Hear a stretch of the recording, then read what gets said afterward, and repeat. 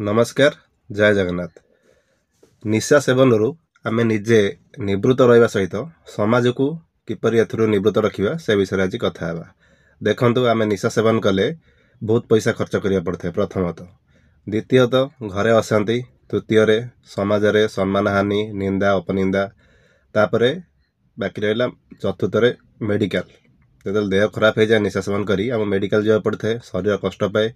पंचम मेडिकल प्रबल बहुत पैसा खर्च हुए।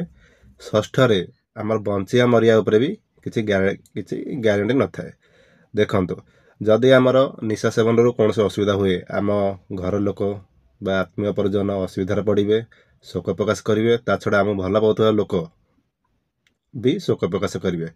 तेणुक आम निशा सेवन ठारू दूरे रहा।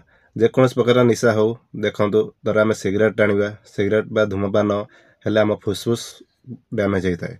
जदि आम गुटखा खाइबा, जेकोसी प्रकार तंबाकू जिनस गुटखा खाइले आमर पार्टी बा गला नष्ट होता है, डैमेज होता है।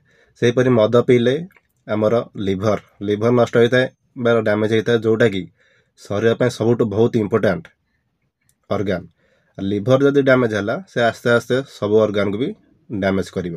तेणुक आपण मानक मोर विनीत अनुरोध, निशा सेवन दूरे रुहतु, समाजर मुख्य स्रोत सामिल हुंतु एवं गोटे सुस्थ समाज गठन दिगरे सहायक हुंतु। रही आज्ञा, नमस्कार, जय जगन्नाथ।